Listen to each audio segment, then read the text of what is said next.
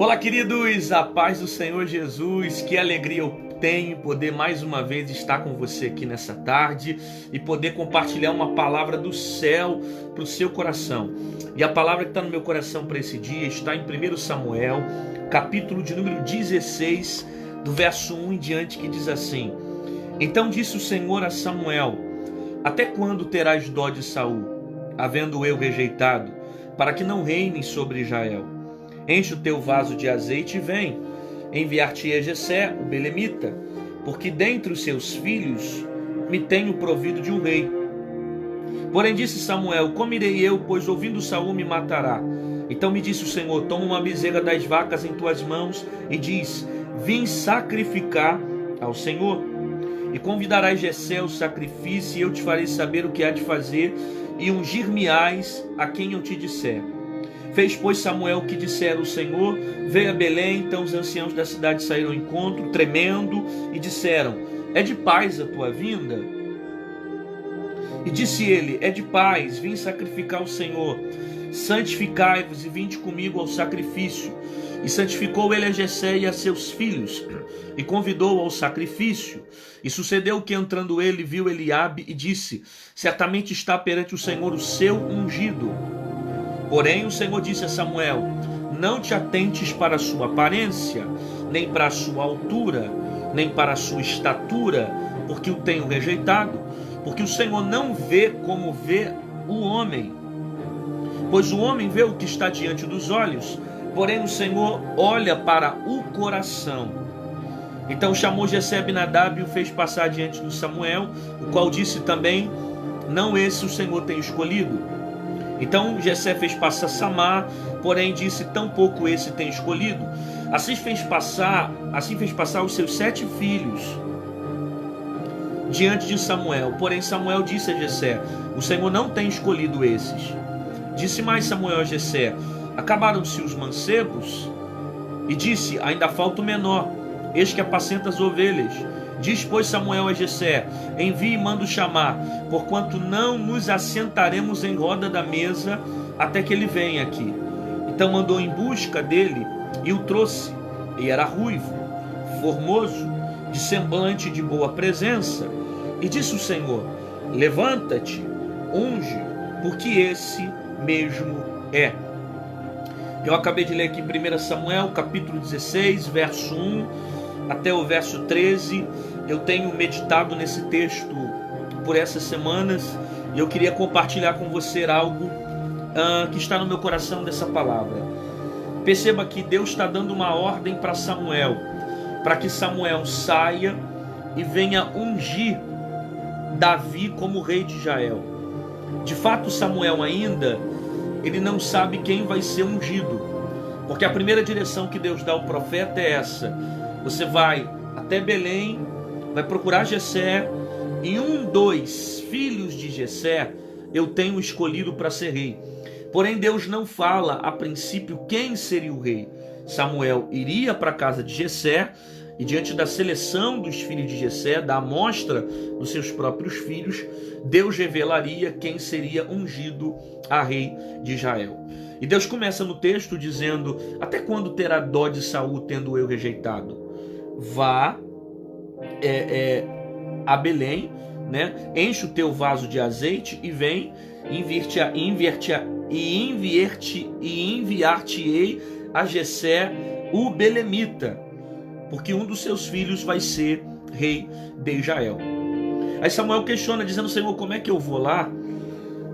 Porque se Saul souber que eu estou indo, ele vai me matar, ele vai tirar minha vida. Aí Deus vai dizer: você vai preparar um bezerro e vai dizer que veio para sacrificar. E é isso que Samuel vai fazer. Ele vai para Belém. Quando ele chega na redondeza, os anciãos ficam assustados com a vida de Samuel e pergunta: é de paz a sua vinda? E ele diz: é de paz, eu vim sacrificar. Ele convida Jessé para o sacrifício, e no processo de sacrifício, de purificação ali, ele vai explicar para Jessé o que ele está fazendo ali, qual é o seu propósito. Ele manda trazer os seus filhos, e Jessé vai apresentar Abinadab, Jessé vai apresentar Samá, Jessé vai apresentar Eliabe, Jessé vai apresentar os seus 7 filhos a Samuel. Porém Samuel vai dizer que o Senhor não tem escolhido nenhum deles.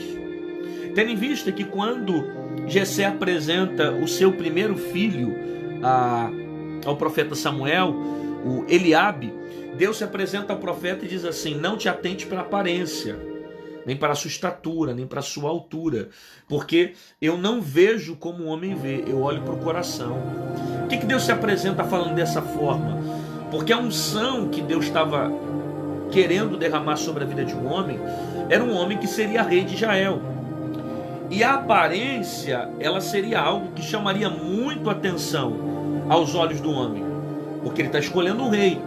Então o rei nessa época geralmente era um homem habilidoso de guerra, era um homem muito inteligente, era um homem que tinha um poder, que tinha uma autoridade sobre pessoas, influência sobre local, sobre ambiente. Não era alguém desconhecido, né? O rei era alguém que tinha autoridade governamental, alguém que tinha poder, alguém que tinha conhecimento, alguém que tinha poder bélico, né? Ou então nem necessariamente um poder bélico, mas alguém que tinha um poder militar, que entendia de guerra. Você vai ver que a maioria das vezes os reis no Antigo Testamento, eles participavam das batalhas. Davi, por ser rei, guerreou muitas guerras. Saul, por ser rei, guerreou muitas guerras, né? Fora que os antecedentes dos reis, os juízes, eram homens que possuíam poder militar, né? Sansão, Jefité e tantos outros homens que lutavam e sabiam manusear uma espada dentro do campo de batalha. E agora ele apresenta os seus 7 filhos, Jessé, e nenhum deles vai ser escolhido para ser rei. Aí Samuel pergunta: acabaram-se os teus filhos? Acabaram-se os jovens? Aí ele diz: ainda falta o menor, está no campo apacentando as ovelhas. Aí Davi diz: olha, nós só vamos se assentar na mesa depois que ele chegar. Quando Davi entra no ambiente e ele chega do campo, Deus fala com Davi, Deus fala com Samuel. É esse. Samuel sai e unge Davi na frente dos seus irmãos, preparando ele com uma unção para se tornar rei de Israel. O que eu acabei de falar para você é um pequeno resumo do texto, que está inserido no contexto do capítulo de número 16, a partir do verso 1 em diante, e existem algumas aplicações que são pertinentes para a nossa vida. Primeiro, quando o próprio Deus fala com o profeta Samuel e diz: enche o teu vaso de azeite e vem. Olha a expressão como Deus fala com Samuel: enche o teu vaso de azeite e vem. Deus manda ele encher o vaso. Por quê? Porque vazio ele não vai ungir ninguém. Então, para que essa missão seja concluída, o vaso tem que estar cheio. Só pode quem está cheio. Ele tem que estar cheio para desenvolver essa missão. E é interessante que só pode ser cheio quem está vazio. Ele não tem como encher se ele não estiver vazio. Olha a forma como Deus fala: enche o teu vaso de azeite e vem.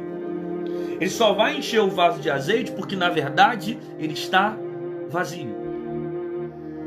Está vendo a importância de muitas das vezes você chegar vazio diante de Deus? Porque quando eu chego vazio diante de Deus, eu tenho a oportunidade de me encher diante dele. Ele só enche quem está vazio. E o que isso edifica a minha vida? É simples. Às vezes você fala assim: eu não vou para a igreja porque eu estou vazio. Eu não vou buscar o Senhor porque eu estou como um vaso vazio. Para que eu vou para o culto hoje? Eu estou mal. É até um pensamento errado que nós temos, né? As pessoas pensam assim: eu só vou para a igreja quando eu estiver bem. Aí quando eu estiver mal, eu não vou para a igreja. Quando na verdade deveria ser o contrário. Na verdade, nem cheio nem vazio. Você não tem que ir para a igreja por causa das circunstâncias. Você tem que ir para a igreja porque você entendeu que só Cristo tem as palavras de vida eterna. É só ouvir falar de Jesus. É somente na igreja que você vai ouvir falar das suas palavras. É somente em Cristo que você vai ouvir falar das palavras de salvação. Então eu não tenho que ir na igreja porque eu estou bem ou porque eu estou mal. Eu tenho que ir para a igreja porque eu entendi que só Ele tem as palavras de vida eterna. Aí você diz, como é que eu vou para a igreja se eu estou vazio? Como é que eu vou pregar se eu estou vazio? Como é que eu vou cantar se eu estou vazio? Como é que eu vou liderar se eu estou vazio? Como é que eu vou ministrar hoje se eu estou vazio? Só que na verdade você está do jeito que Deus gosta. Porque você só pode ser cheio se o seu recipiente estiver vazio. Se você não estiver vazio, você não vai poder ser cheio da presença do Senhor Jesus. Deixa eu fazer uma alteração aqui na internet.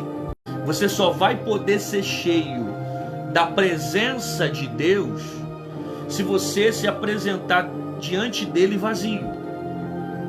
Se você não depender da graça, se você não depender da glória, se você não depender da presença dele, se você não reconhecer que você precisa estar vazio, não vai ter como você ser cheio da presença dele.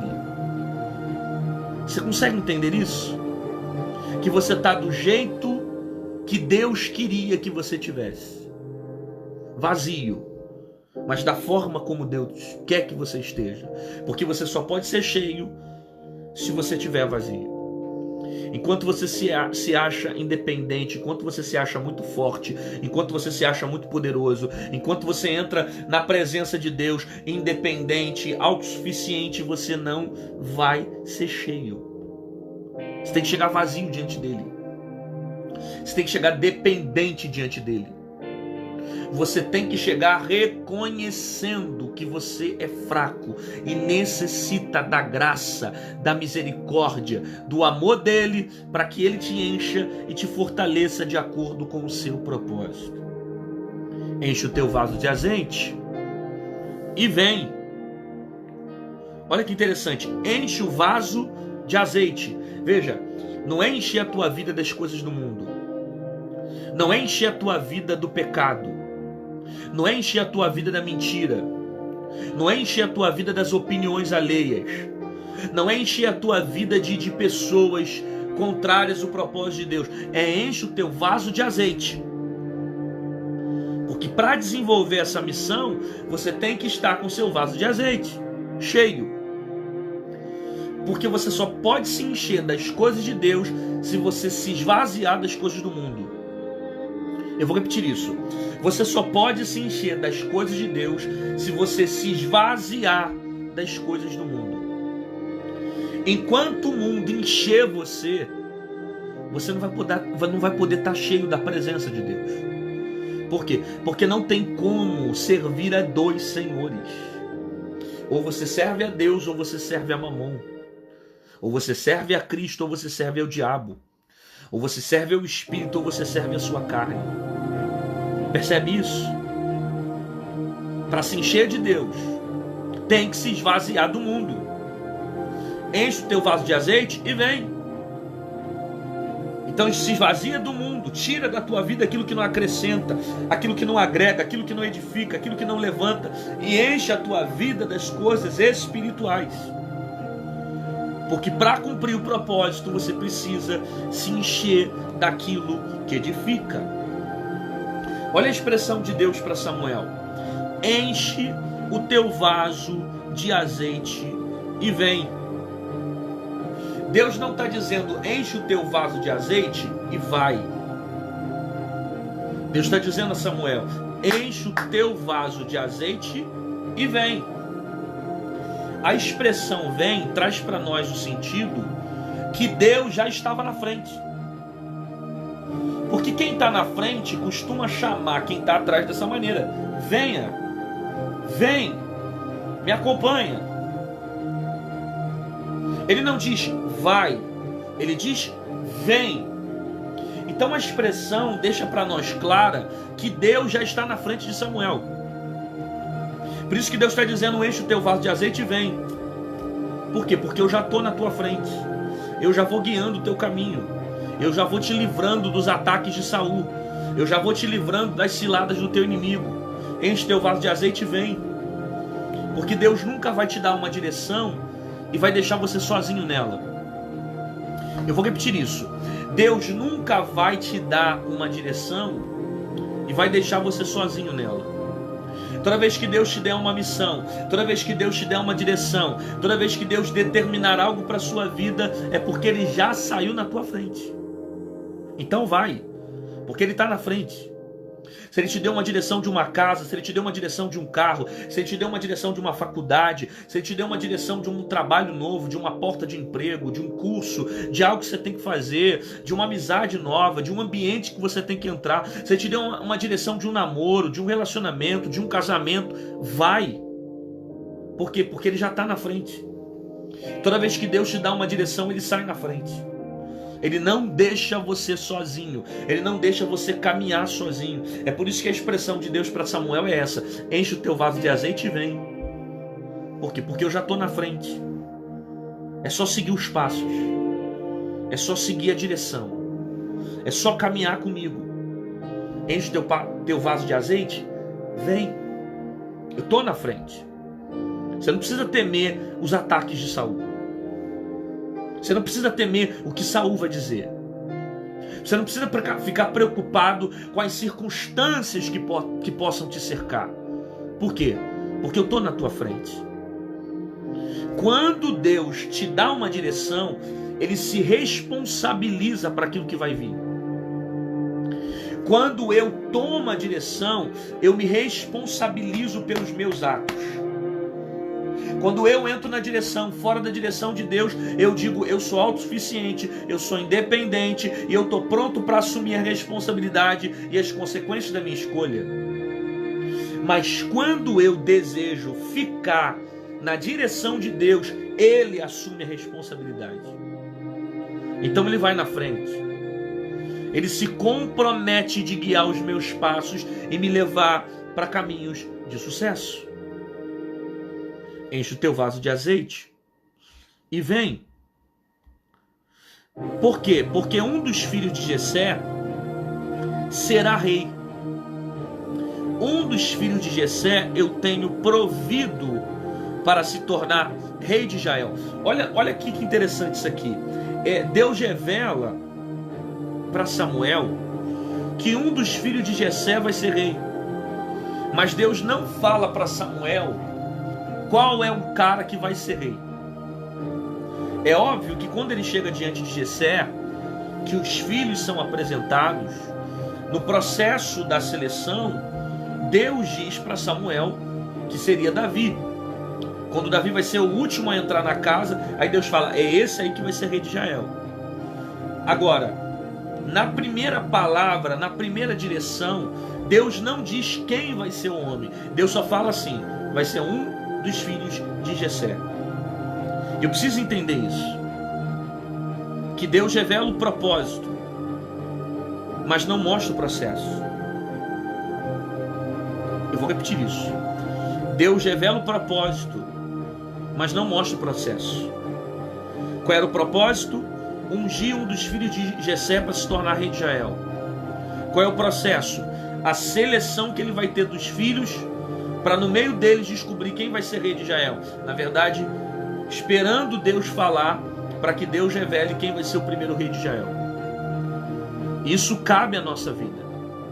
Porque muitas das vezes Deus vai falar qual é o propósito, mas Ele não vai revelar o processo. Porque Deus trabalha de várias formas. E dentre tantas formas, às vezes Ele faz assim. Ele revela o propósito, Ele fala o motivo, Ele fala o sentido, mas Ele não fala o processo. Às vezes Ele diz para você o que Ele quer fazer, mas Ele não fala o que vai acontecer para isso se manifestar sobre a tua vida. Às vezes Ele diz, eu vou salvar teu pai, mas Ele não fala o que vai acontecer para o teu pai se salvar. Entendeu isso? Às vezes Ele fala assim, eu vou abrir uma grande porta para você, mas Ele não explica o processo que você vai passar para entrar na porta que Deus preparou para você.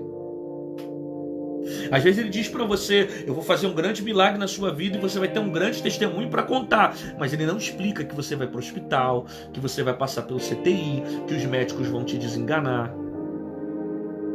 Ele revela o propósito, mas Ele não mostra o processo.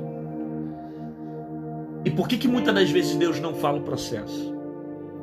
Porque é no processo que nós construímos um nível de intimidade maior com Deus. São nos processos que nós revelamos coisas mais profundas. São nos processos que nós conhecemos Deus de perto. Por isso que Oséias diz assim: em deserto de terra muito seca, eu, o Senhor, te conheci.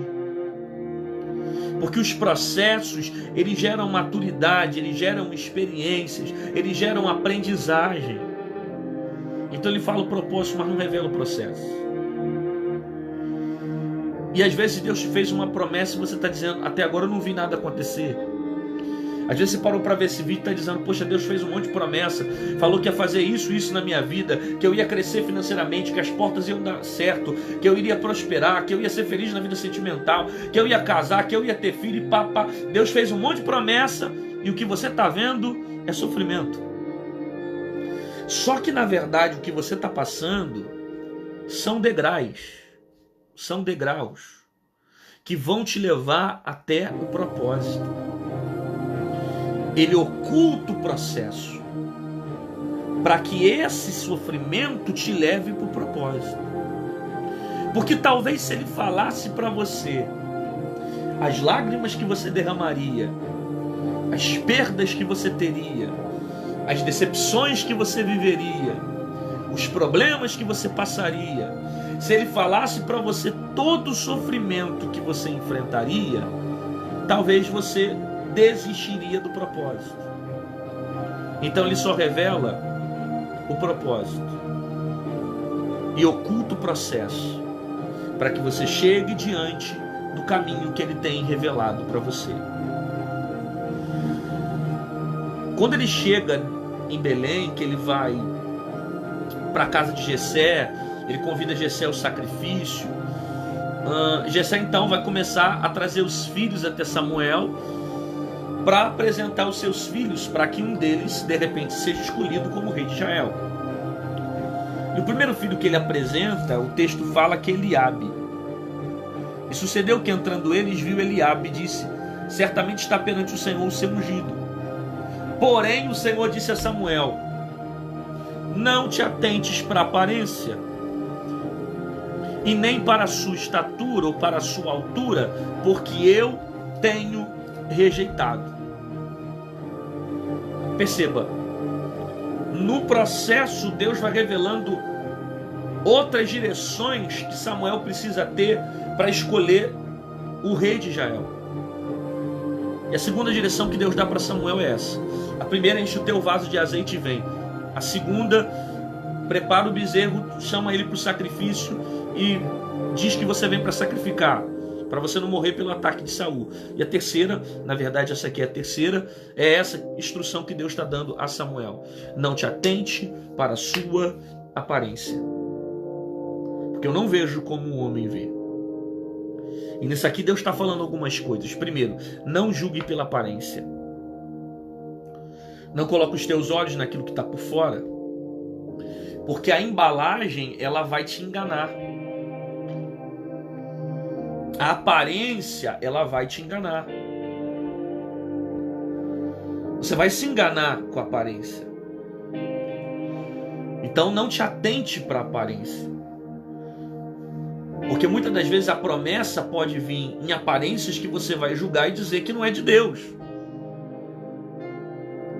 Às vezes a bênção de Deus vai vir de uma forma que você vai julgar e vai dizer: não pode ser Deus. Porque não tem aparência, não tem formosura, não tem altura, não tem tamanho, não tem pedigree. Não pode ser de Deus. Só que Deus não vê como o homem vê. Então não te atentes para a sua aparência. Porque quando Deus te entrega alguma coisa, Deus não está preocupado em impressionar você com a aparência. Deus quer que você se prenda onde? No propósito. E o propósito, às vezes, ele vai contrariar aquilo que você vê. Porque quando eu vejo, às vezes eu julgo. Eu digo: isso não pode ser de Deus para a minha vida. Essa porta é tão pequena, esse trabalho é tão pequeno, essa oportunidade é tão pequena, Não é possível que esse ambiente seja de Deus. Não é possível que essa amizade seja de Deus. Esse namoro seja de Deus. Essa pessoa seja de Deus. Não tem aparência, não tem altura. Não, o que Deus vai mandar é algo muito maior. Só que eu preciso entender que Deus não está preocupado com a aparência. Somos nós que somos levados pelo aquilo que vê. Deus disse isso, que o homem, ele caminha pelo que vê. E Deus não vê como o homem vê. Então, se eu colocar os meus olhos somente na aparência, eu vou acabar me perdendo e não me entregando por propósito. E às vezes eu perco o propósito e o projeto que Deus preparou para mim, porque eu estou julgando as coisas por fora, pela aparência. Às vezes você está dentro de um emprego, dentro de uma porta profissional, que você não está ganhando o que você merece, que você não está ganhando aquilo que você merece receber. E eu concordo que você merece até coisas melhores, não é? Só que você julga não ser de Deus porque você está num lugar onde você não está satisfeito financeiramente. E às vezes você quer procurar um outro lugar por causa da aparência. Só que cuidado em você viver pela aparência, porque quem se impressiona apenas pela aparência pode acabar se desviando do propósito. Por quê?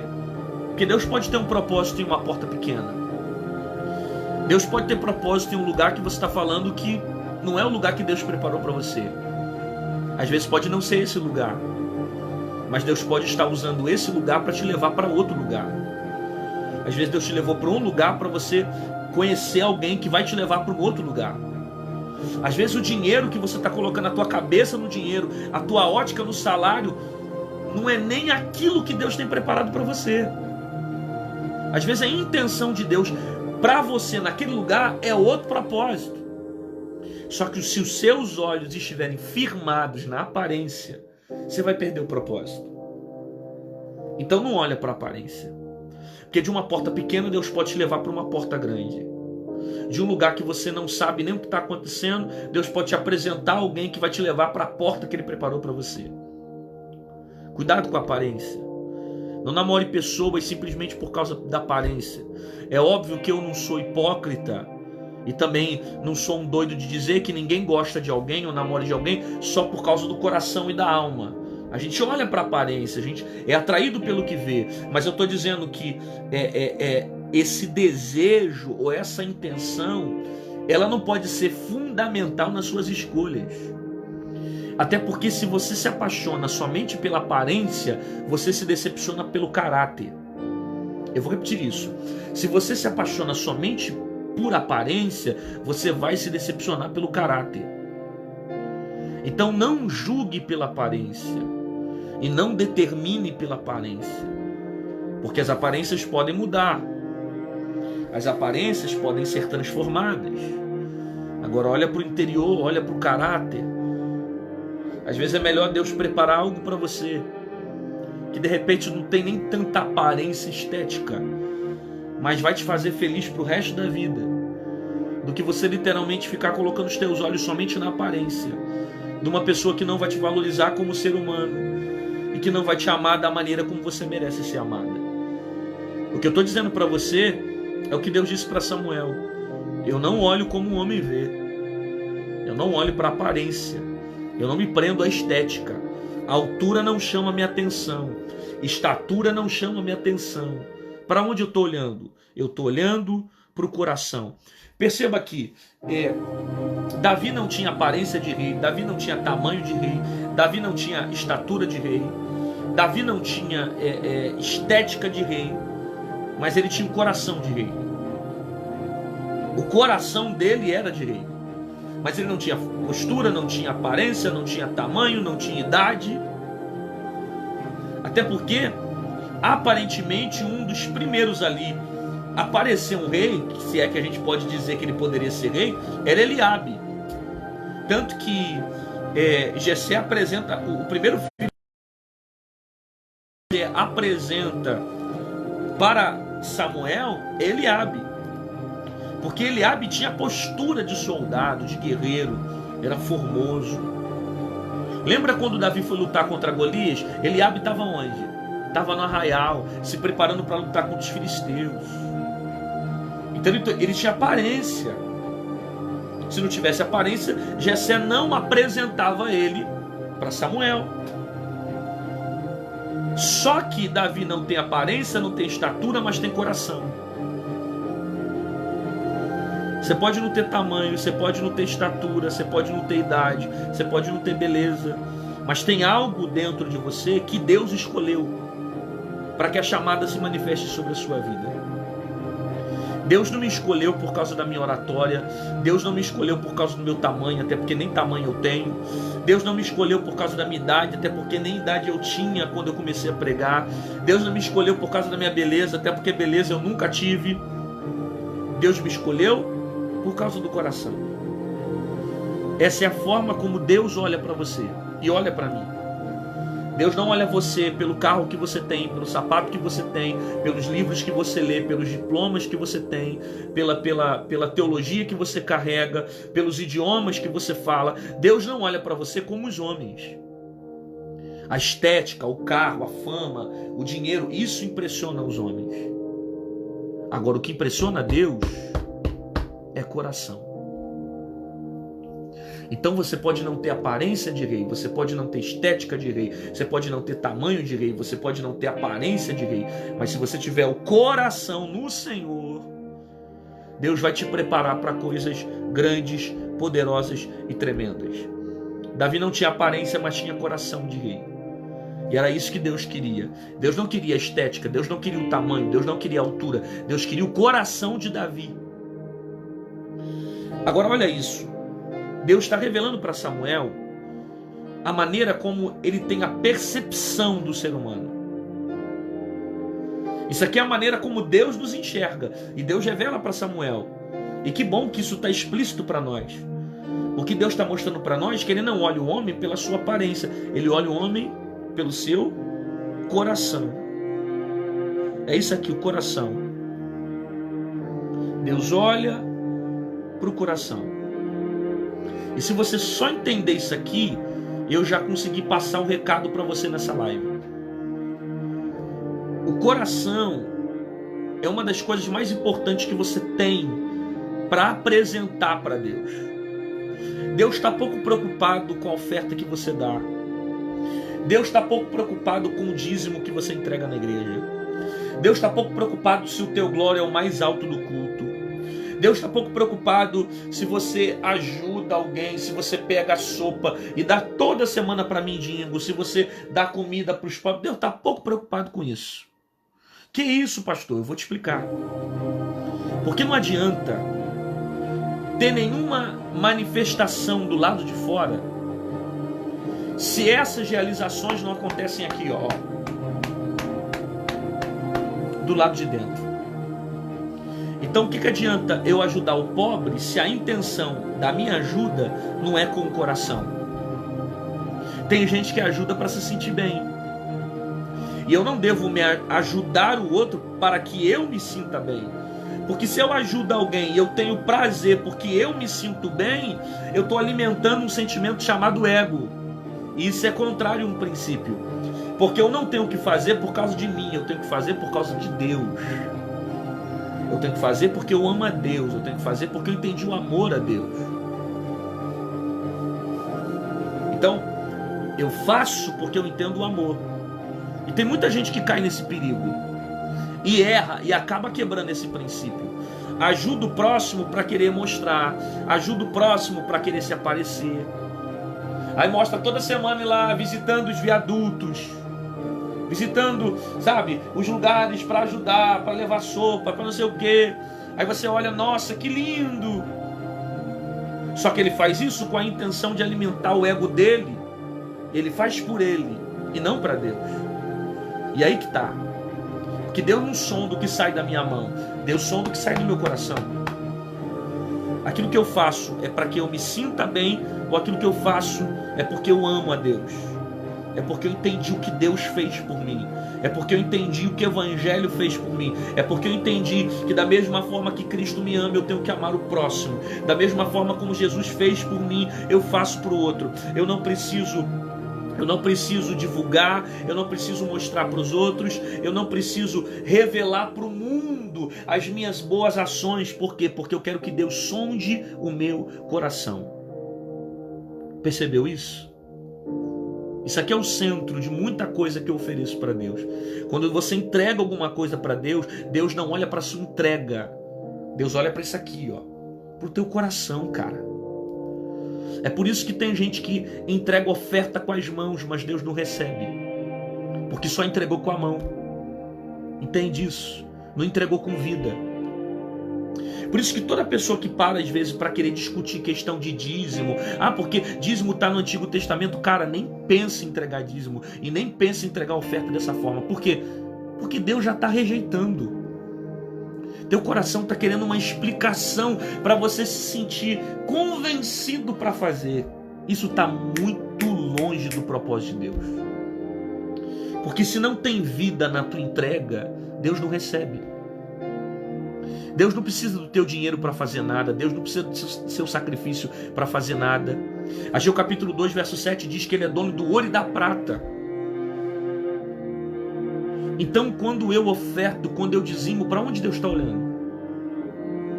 Quando eu entrego, para onde Deus está olhando? Quando eu faço, para onde Deus está olhando?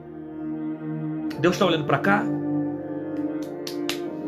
Deus está olhando para cá. Tem coração naquilo que faz? Eu digo para você que metade das pessoas que dão dinheiro dentro da igreja dão sem entender o princípio. Quer ver uma coisa? A pessoa está no culto, aí é o momento da oferta, ela vai lá, pega o que tem na carteira e entrega. Porque simplesmente ela acha que é o fato dela entregar, é o fato dela contribuir. Ela dá a sobra, ela dá o resto, ela dá aquilo que tem. E ela nem entendeu o princípio da oferta. Primeiro que a oferta no Antigo Testamento, ela vinha de forma preparada. As pessoas levavam quilômetros e quilômetros, bezerros, bois, sacrifícios ao templo. A oferta, ela não se apresenta de maneira voluntária. É algo que ela, não, perdão, senão a palavra está errada. Ela é voluntária. A oferta não se apresenta de maneira instantânea. Aí eu estou aqui, eu vou ofertar. Não. A oferta é algo que eu já preparo. A oferta é algo que já está no meu coração. A oferta é algo que eu só entrego com as minhas mãos porque está na minha alma. E Deus rejeita a oferta. Porque Deus rejeitou a oferta de Caim. E por que Deus rejeitou a oferta de Caim? Porque está lá em Gênesis, antes de Deus rejeitar a oferta de Caim, a Bíblia diz, e rejeitou o Senhor a Caim e a sua oferta. E a Caim e a sua oferta não se atentou o Senhor. Por que Deus rejeitou primeiro Caim e depois a sua oferta?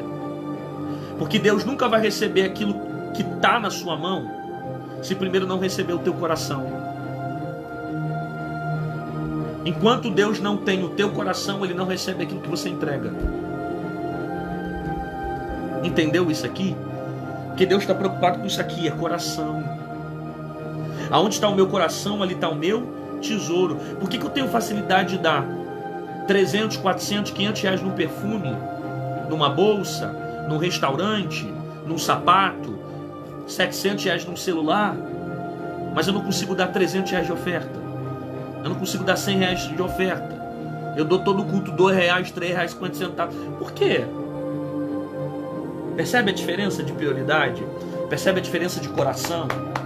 Não, porque para mim tem que ser o melhor. Aí eu vou lá e compro um celular de 2.000 reais. Então eu preciso entender que Deus está olhando para cá, para dentro. Deus está olhando para o meu interior. Deus está olhando para o meu coração. Aonde está o meu coração, ali está o meu tesouro. Por isso que o que contamina o homem não é o que entra, mas sim o que sai. E sai de onde? Coração. De tudo que você tem que guardar, guarda o quê? Guarda o teu coração. Porque dele procede vida e dele procede morte. Percebeu a importância do coração? A importância de Deus estar no centro dele. De Deus ser o primeiro aqui dentro, de Deus ter prioridade aqui dentro, de Deus ter primazia aqui dentro. Quando Deus olha para Davi, Deus está olhando para o coração. E quando Deus olha para o coração, Deus está vendo que o coração dele é ideal para ser rei. Deus sempre olha para o coração. Deus está pouco preocupado com a obra que eu faço, a quantidade de vezes que eu saio para pregar, a quantidade de alma que eu posso ganhar. Deus está pouco preocupado com a quantidade de gente que eu posso ajudar. Nossa, o galardão dele vai ser muito grande. Por quê? Porque ele tem um trabalho social fantástico. Ele ajuda, mas a questão é onde está o coração dele. Eu faço para me mostrar? Eu faço porque eu quero me sentir bem? Ou eu faço porque eu entendi o Evangelho? E porque o meu coração está no Senhor? Então o Senhor vai olhar para o coração de Davi. Porque Deus olha para o coração. Aí o que o texto diz? Que Jessé vai vir e vai apresentar os seus 7 filhos. Está no texto. Jessé apresenta os seus 7 filhos. Os 7 filhos. E não falou de Davi. Está no texto. Jessé não falou de Davi. De modo que Samuel teve que perguntar para Jessé. Acabaram-se os jovens? Acabou seus filhos? Nenhum desses o Senhor tem escolhido. Aí Jessé vai falar: ah, sim, ainda falta o menor. Ele está no campo, está cuidando das ovelhas. Percebe que Jessé, como pai, não lembrou de Davi? E só falou porque Samuel perguntou? E se não tivesse essa pergunta, talvez Jessé nem falava de Davi. Porque Davi era o mais novo. Davi era o menor. Nem o próprio pai está lembrando de Davi. Só que Deus cria todo esse cenário e fala com Samuel e se revela a Samuel. E Samuel, obviamente direcionado por Deus, pergunta: acabaram-se os seus filhos? Porque quando chega o tempo de Deus sobre a tua vida, Deus cria um jeito de fazer você ser lembrado. Esquece esse negócio que é um jargão popular totalmente antibíblico, que falam: quem não é visto não é lembrado. Isso é mentira. Não, porque tem que ser visto para ser lembrado. Aonde? Na Bíblia? José não foi visto, mas Deus fez ele ser lembrado dentro da prisão. Mardoqueu não foi visto, mas Deus incomodou o sono do rei da Pérsia na época, se não me falha a memória, acho que era Assuero, para ele ir no livro de Crônicas e descobrir que havia um homem que tinha livrado ele do mal. E quem é esse cara? Mardoqueu. Deus tirou um sono de um rei para lembrar de Mardoqueu. Da mesma forma como o próprio pai não fala literalmente do seu filho, mas Deus cria um cenário para que Davi seja lembrado dentro daquela casa. Deus sabe como criar a forma de você ser lembrado. Deus sabe como soprar o teu nome diante de certas situações. Deus sabe como lembrar você no meio da guerra. Deus sabe como apresentar você no meio das dificuldades. Deus sabe como levar o teu nome para alguém. Deus leva o teu nome a alguém. Deus sopra o teu nome a alguém. Quando chega o tempo de Deus, Ele lembra o teu nome. Ainda que você esteja esquecido na prisão, esteja muito tempo passando por uma luta, quando chega o tempo de Deus, Ele faz você ser lembrado.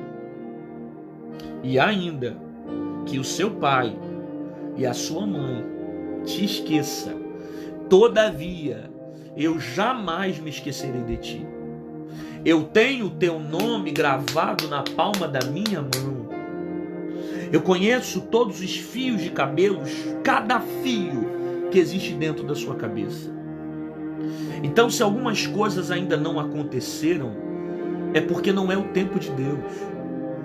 E você não precisa forçar portas, você não precisa se desesperar, você não precisa tomar atitudes erradas, se precipitar. Fica debaixo da obediência ao Senhor. Seja fiel no campo. Se aparecer urso, você enfrenta. Se aparecer leão, você enfrenta. Porque quando chegar o tempo de Deus te levar para o palácio, ninguém consegue te esconder no campo. Eu vou repetir isso. Quando chegar o tempo de Deus te levar para o palácio, ninguém consegue te esconder no campo. Percebe? Quando chega o tempo de Deus, Deus cria o dia, a maneira, a forma para você ser lembrado. O pai não lembra, só que Deus vai lembrar o pai que ainda está faltando alguém dentro daquela casa.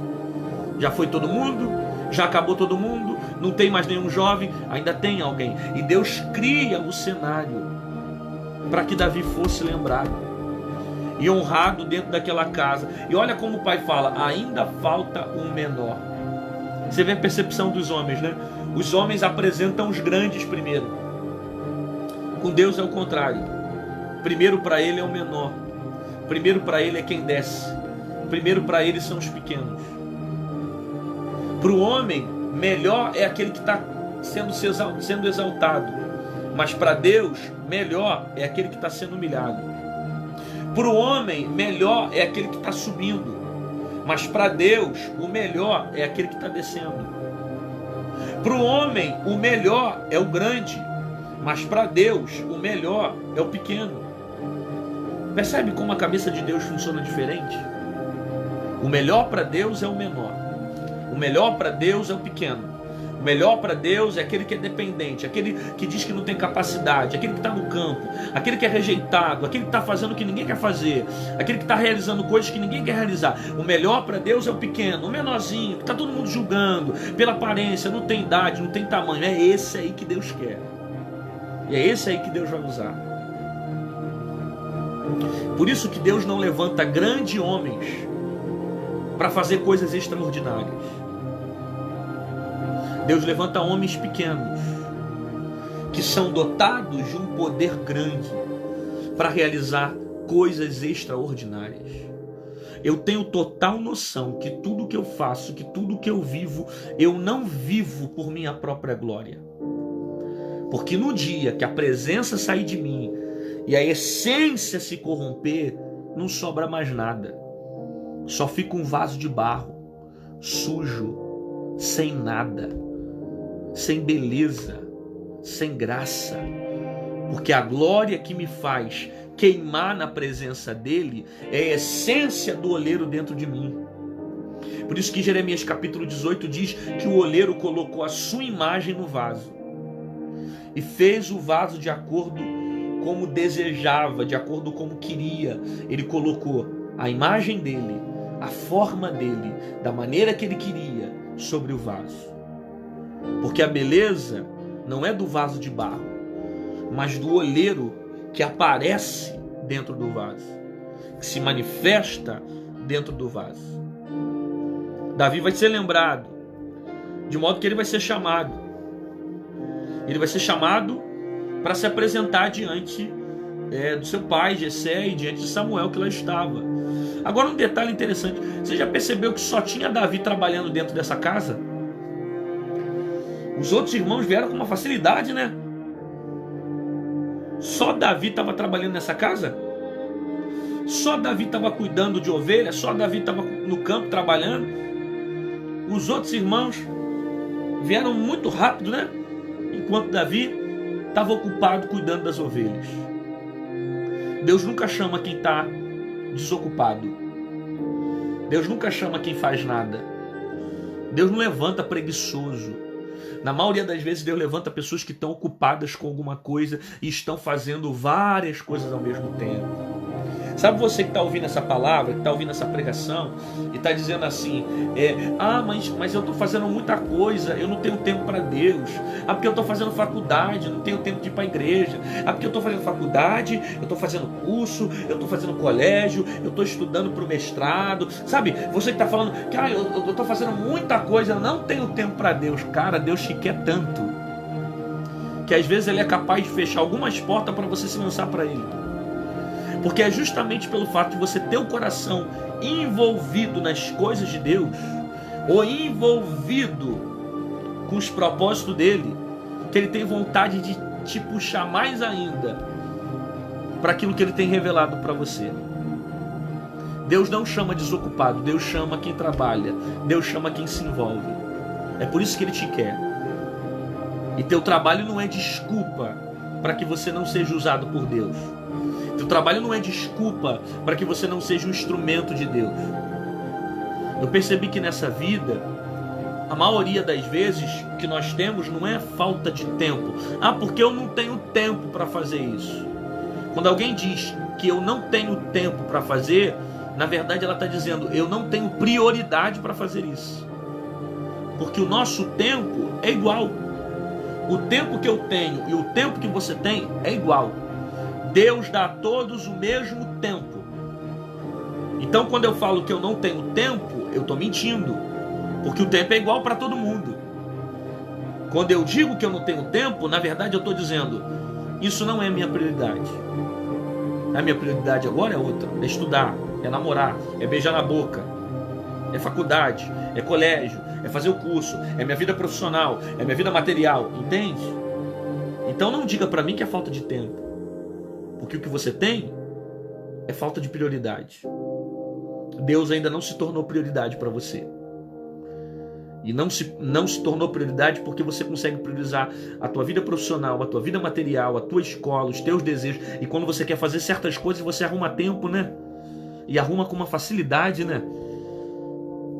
Então o problema não é o tempo, o problema são as suas prioridades. Só que Jesus me deu uma lição sobre prioridades.